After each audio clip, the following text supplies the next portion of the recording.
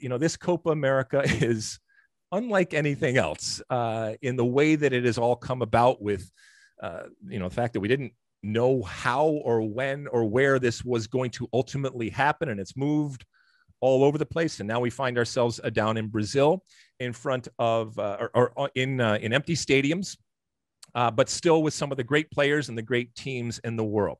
Now, Copa America, oftentimes we'll talk here in the United States about CONCACAF and what CONCACAF is and CONCACAF After Dark.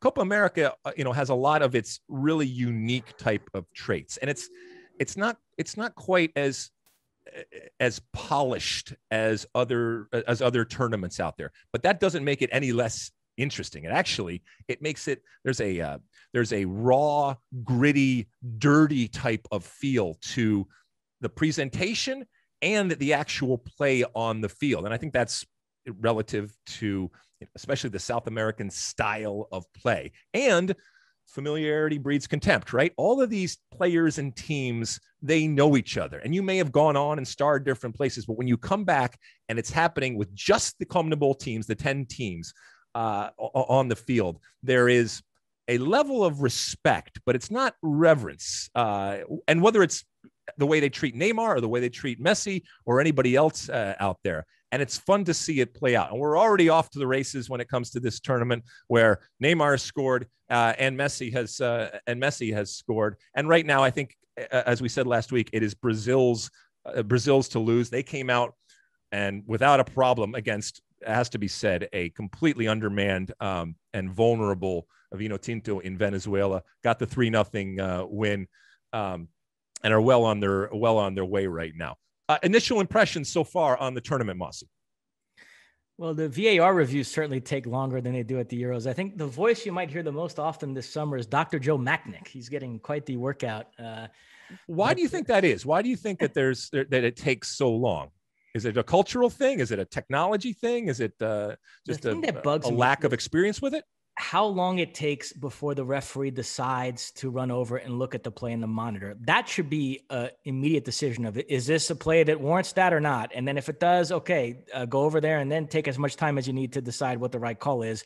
But it takes that initial step of just determining whether it's a call that can be made upstairs or whether the referee needs to look at it. That takes forever. And I don't understand that. So that does bug me a little bit. But like I said, it does give Dr. Joe a lot of airtime. So that is the one silver lining. All right. So what has stood out to you on the field so far? Considering the circumstances, it's been a pretty good start to the tournament. 10 goals in the first 4 games. And yeah, the Argentina-Chile game was fascinating, especially on the heels of watching Brazil the day before. I'm somebody who thinks the gap between Brazil and Argentina is a bit exaggerated. I don't think Brazil is quite as good as the numbers indicate. But I will say, to the extent that there is a gap, the difference is at the back. When we talk about Neymar and Messi supporting cast, we tend to think of other attacking players that can help them create and score goals. But in that conversation about supporting cast, we should include the defending and the ability to protect leads that Neymar and Messi give them. And that's where Brazil has a real edge. Brazil is rock solid back there. You have terrific goalkeeping play with Alisson or Ederson, very strong center backs, Thiago Silva when he's fit, Marquinhos, Eder Militão. The 4th center back, Felipe, is a starter for Atletico Madrid. You've got Casemiro protecting that back line, or sometimes it'll be Fabinho. Even the fullbacks, they're not as good going forward as Brazilian fullbacks of the past, but the silver lining of that is they don't go up as much, so they're not defensive liabilities. Danilo is a completely different player than somebody like Dani Alves would be. He's almost like an extra center back on the field. And so it does mean that Brazil, it's almost like a baseball team with this great bullpen where if they have a lead in the 6th or 7th inning, you know the game's over. And so Neymar really only has to have that one moment. There was a qualifier recently against Paraguay in which he scored in the 3rd minute.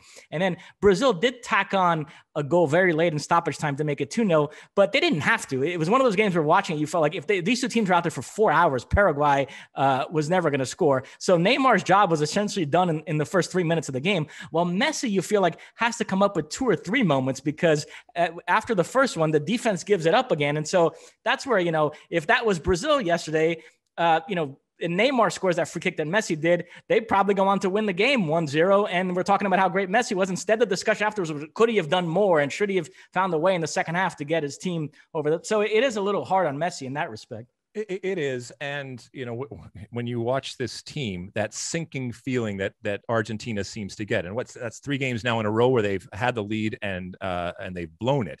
And, this is a team that's subbing in Di Maria and Aguero. So to your point, there's plenty of firepower, but if they're just going to run and gun and try to outscore people, that's all fine and well until you go to that well and it's dried. And, Chichi will be the first person to tell you that his first priority for one of the great attacking teams in the world was, I got to shore this defense up. And it has made a world of difference. And absolutely, I agree with you that is the major difference. I don't know what that gap is right now between Brazil and Argentina. I do think that there is one. And if they were playing right now, your safe money is still on Brazil for a number of different things.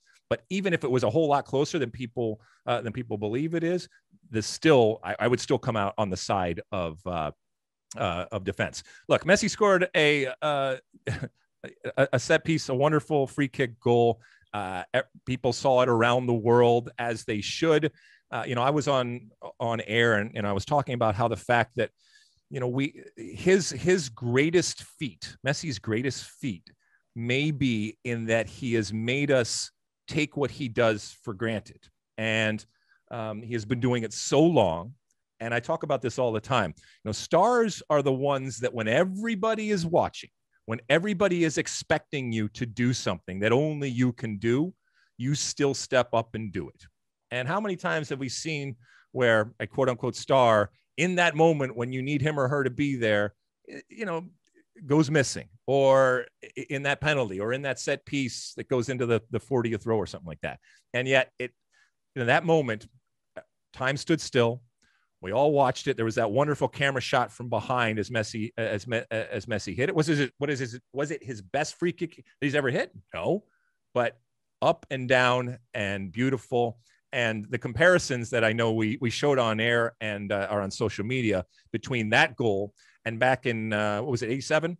1987 against Ecuador. 1987, Diego Maradona scoring a goal very, very similar in Copa America. So much so that even the celebration, it was eerie and uncanny in terms of how much it mirrored. And if you haven't seen it, I tweeted it out. Go back and check it out. And I should say that, in this inevitable narrative of Messi trying to win his first major championship, he's 0-9, and the inevitable compare and contrast with Diego Maradona, the virtual hologram Diego Maradona tribute before the game, which was actually very, very moving, but it just served to very, very, blatantly show how much he is still there and how much Messi, whether he cares or not, who knows, but he is still to a certain extent chasing this legend and this ghost, and he is never far from anybody's mind. What'd you think of the presentation and the tribute beforehand? It was well done. Yeah. It started off looked like more of a dance video type feel rather than, an eulogy for a guy that passed away. But then they made a turn there and it actually became quite moving when they showed him juggling the ball. And yeah, so I think overall it was nicely done. Well, I think it's also, you don't want to make it somber and too sad. And listen, let's be honest. One of the great videos and pictures of Diego Maradona is that if you ever seen him warming up in Serie A to the music and stuff like that with his shoes untied and all that, or it was 1989. I think that was before a UEFA Cup game in 1989. Yeah. So if you haven't, check it out because it shows the music and the rhythm and the man ultimately. So maybe that was, a little bit tribute in terms of what they were doing.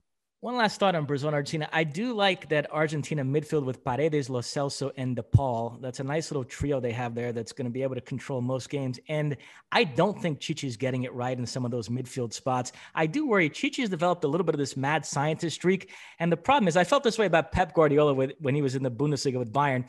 When you're better than all the teams you face, anything you try kind of sort of works out. And so you get sort of a false sense of, and then when you do come up in a World Cup, let's say next year against a really good team, you might try something that actually won't work against that caliber of opposition. So I'm still not sold on Fred as that second central midfielder. There are several players. Douglas Luiz, who's on this squad, I would prefer over him. And then you have Gerson and Bruno Guimarães, who are on the Olympic team. Artur, who I know everybody's down on, but I still would take him over Fred. I know Tite likes Fred's range defensively to cover for that left back, especially when it's Renan Lodge bombing forward, but I'm still not sold on Fred. And I also don't like Lucas Paquetá, who's a player who Ali Wagner is super high on. I know he had a good season at Lyon. He's versatile, so he's a useful player to have in the squad, but he's okay at several positions. There's none where he's good enough, in my view, to be a starter for Brazil. So there are a couple of midfield spots there where I think Tite still has to get it right. If Brazil and Argentina played in a game tomorrow, I actually think it's closer to a 50-50 than most people think. Like I said, I don't see this decided edge in Brazil's favor, but we'll see how it plays out. You like that clip? Well, my State of the Union podcast drops every week. Subscribe now on Apple Podcasts, Spotify, or wherever you get your podcasts.